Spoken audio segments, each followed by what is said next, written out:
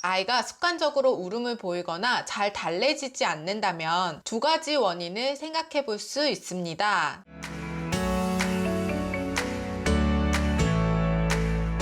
네, 안녕하세요. 이민주 육아상담소 이민주입니다. 한 주간 또 잘 지내셨나요? 코로나19로 아이와 집에서 보내는 시간이 더 길어지면서 육아를 해나가는 상황이 더 힘들어지고 있죠. 그래서인지 몇 가지 공통적인 질문들을 많이 하시는데 그 중에서도 무조건 우는 아이 어떻게 대처해야 하나요? 이 질문도 정말 많았어요. 그래서 오늘은 무조건 울음으로 표현하는 아이 원인과 대처법 알려드리도록 하겠습니다. 아이가 태어나면 처음으로 사용하는 표현의 수단이 바로 울음인데요. 그러다 옹알이를 하고 표정을 짓기 시작하고 손짓을 하고 또 몸짓으로 비언어적인 표현들을 하다가 두 돌 전후가 되면서 언어 폭발기가 오고 이 시점부터는 아이와의 의사소통이 더 원활하게 가능해집니다. 그러면 점차 울음으로 표현하는 횟수도 줄어들게 되겠죠. 그런데 왜 우리 아이는 점점 갈수록 울음의 강도가 더 심해지느냐? 아이가 우는 것이 아이의 문제인지 양육자의 문제인지 이 두 가지를 꼭 점검해 보셔야 합니다. 아이가 우는 것이 아이의 문제일 경우를 먼저 살펴볼게요. 첫 번째는 아이의 언어 발달, 즉 말이 늦어 언어로 표현하는 것의 한계를 느껴 여전히 울음으로 표현을 할 수 있어요. 개월수가 높아지면서 요구사항도 많아지고 하고 싶은 말도 많아지는 데 비해 언어 발달이 늦기 때문에 여전히 말로써 자기 감정이나 생각을 표현하는 것이 어렵고 다 표현하지 못했기 때문에 스스로 답답함과 한계를 느끼게 되고 결국에는 울음을 보이는 횟수나 짜증의 강도가 점점점 심해질 수 있다는 거죠. 그래서 이런 친구들을, 이런 자녀들을 양육하고 있는 양육자에게 솔루션을 주자면 무조건 울면 안 돼라고 훈육을 하기보다 우선적으로 아이의 언어 발달을 도우면서 아이 수준에서 할 수 있는 표현법을 알려줄 수 있어야 합니다. 아이의 언어 촉진을 위해서, 언어 발달을 위해서 가정에서 할 수 있는 언어 촉진법, 양육자의 역할, 이 도서의 언어 발달 부분을 참고하시고요. 또는 저희 채널에서 재생 목록에 보면 언어 발달 영상들 따로 모아놨거든요. 그래서 영상들 참고해서 실천해 보시면 언어 발달을 돕는 데는 훨씬 도움이 될 수 있을 거예요. 자, 두 번째는 이 울음을 떼쓰기의 수단으로 사용하는 아이들이 있습니다. 두 돌 전후가 되면 언어도 폭발기가 오지만 자아가 형성되기 시작하죠. 그래서 이전보다 훨씬 자기 주장이 강해지지만 아직까지는 인지 발달이 미숙하기 때문에 그 주장에 논리가 없다는 것이 사실 엄마 아빠를 많이 힘들게 합니다. 예를 들어 햇빛이 쨍한 날 장화를 신겠다고 한다든지 여름에 겨울옷을 입고 어린이집에 등원하겠다고 떼를 쓴다든지 또는 위험한 행동이라서 하지 못하도록 제지하는 건데 계속해서 하겠다고 한다든지 이런 고집 아닌 고집을 부려 실랑이를 벌였던 경험들이 아마 다들 있으실 거예요. 그리고 이 시기에는 두 번, 세 번, 10번, 20번 이야기를 한다고 해서 쉽게 행동이 수정되지도 않습니다. 자, 이런 자녀를 둔 양육자분들에게 솔루션을 드릴게요. 이럴 때 양육자는 이 아이의 주장에서 공감해줄 부분과 훈육해야 하는 부분을 명확하게 알고 구분을 할 수 있어야 합니다. 그리고 적절한 훈육이 이루어져야겠죠. 예를 들어서 아이의 정서 발달이 아직까지는 미숙한 상태이기 때문에 스스로 감정 조절이 되지 않아서 떼를 쓰기도 하고 울음을 보이기도 하는 것에 있어서는 충분히 공감을 해줄 수 있어야 합니다. 발달적으로 아직 미숙한 부분인데 그 울음에 대해서만 훈육이 이루어진다고 해서 갑자기 정서가 발달하는 것도 아니고요. 또 말로 표현을 하지 못하는 아이에게 말로 해야지 엄마가 들어주지 라고 한다고 해서 언어가 갑자기 성장을 하거나 발달을 하는 것도 아니거든요. 그렇기 때문에 아이의 발달과 관련해서 정서 부분이나 언어 부분 이런 것들이 원인이라면 온전히 공감을 해주면서 경험을 통해서 발달해 갈 수 있도록 도와주셔야 해요. 반면에 아이가 울음을 통해서 원하는 것을 얻으려 하거나 모든 것을 해결하려고 할 때 이런 표현법에 대해서는 정확하게 가르침과 표현법을 알려줄 수 있도록 해야 합니다. 아이의 정서를 공감해 주는 것과 아이가 울음으로 표현하면서 요구하는 것에 대해서 빨리 들어주고 그 상황을 마무리하려고 하는 것은 구분을 하셔야 합니다. 반대로 아이가 우는 것이 발달과 상관없이 양육자의 문제로 인한 것은 아닌지도 반드시 짚어보아야 합니다. 첫 번째로 제대로 된 방법으로 훈육을 하지 못하고 있는 것은 아닌가요? 아이가 때를 쓸 때 훈육을 제대로 하지 못하거나 반복되는 훈육 과정이 힘들고 지친다는 이유로 중단한다든지 회피해버리면 아이의 울음은 결국 떼쓰기의 무기가 될 수 있습니다. 때를 쓰는 상황에서 우는 것으로 아이가 원하는 것을 무조건 얻을 수 있었던 경험은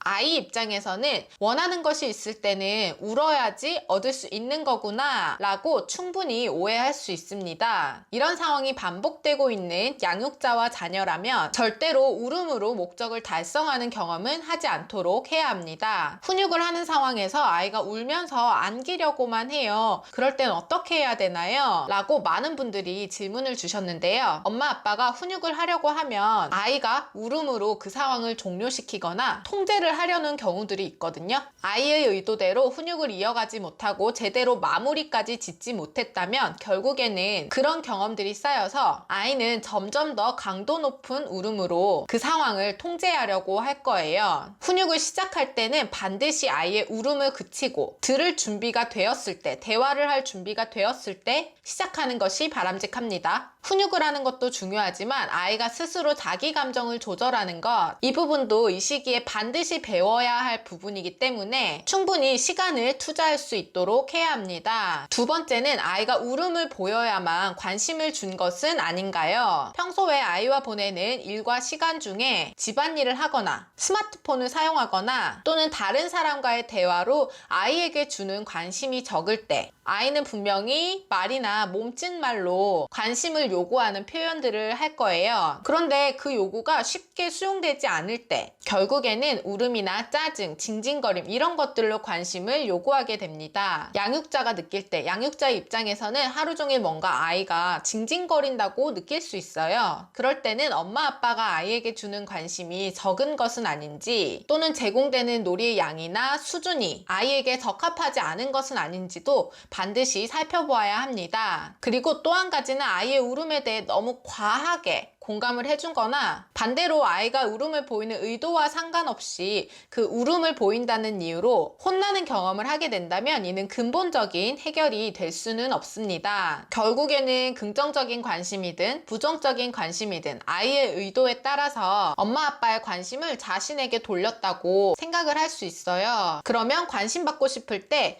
계속해서 운다든지 관심 받고 싶을 때 어떤 하면 안 되는 행동, 엄마가 혼을 내는 행동, 그리고 위험한 행동, 이런 행동들이 오히려 강화될 수 있습니다. 이럴 때 양육자는 어떻게 해야 하느냐? 양육자는 일상에서 아이가 울음을 보이기 전에 관심을 요구하는 그 작은 행동에 말이나 비언어적 표현, 표정 이런 것들에 좀 더 민감하게 반응해 주어야 합니다. 아이가 손짓을 하거나 아직 말이 트지 않은 아이들은 이런 표현들을 많이 하는데요. 그리고 말을 할 수 있는 아이들도 엄마 있잖아, 아빠 나 뭐뭐 하고 싶은데 라는 표현들을 충분히 수용해주고 또 적절하게 반응을 해줄 수 있어야 해요. 무조건 들어주라는 것이 아니라 안 되는 것에 대해서는 정확하게 아이의 눈을 맞추고 안 되는 이유와 대신에 어떤 것들은 허용해 줄 수 있다, 어떤 것들을 할 수 있다, 대신에 가능한 것들을 제시를 해준다든지 이렇게 적극적으로 반응을 해줄 수 있어야 합니다. 세 번째, 아이의 울음을 강화시킬 수 있는 양육자의 잘못된 행동은 아이가 어떤 문제에 직면했을 때 스스로 시도해 보도록 안내하기보다는 뭐든지 먼저 해결해 준 것은 아닌가요? 아이가 커가면서 매 순간 새로운 과제에 도전하고 또 다양한 경험들을 하게 되고 그 과정을 통해서 발달해 갈 수 있는데요. 엄마 아빠의 눈에는 아직 너무 아기 같아 보이기도 하고 엄마 아빠가 해줬을 때 훨씬 수월하게 해결이 되거나 또 시간을 단축할 수 있고 손이 덜 간다는 이유로 많은 것을 해결해줘 버리는 경우들이 많습니다. 예를 들어서 아이가 조금만 시도하고 노력하면 귤 껍질을 까서 먹을 수 있는데 무조건 다 까서 제공을 한다든지 뭐 양말 신기, 신발 신기, 옷 걸어두기 식습관, 친구와의 갈등 해결 등등 스스로 도전할 기회를 주지 않는 것. 이런 것들이 쌓이면 생활 습관뿐 아니라 전반적인 발달이 늦어질 수 있고요. 특히 스스로 하고자 하는 마음인 자조 능력이 떨어지고요. 이게 반복될 경우에 자존감마저 떨어질 수 있기 때문에 굉장히 주의하셔야 합니다. 이런 양육자와 아이들에게도 솔루션을 드릴게요. 이미 의존도가 너무 높고 자조 능력이 떨어지고 무조건 스스로 시도하기보다는 울음으로 표현하고 다른 사람이 해결해 주기를 바란다면 처음부터 너무 큰 과제를 덥석 주기보다는 지금부터는 아주 작은 것부터 쉬운 것부터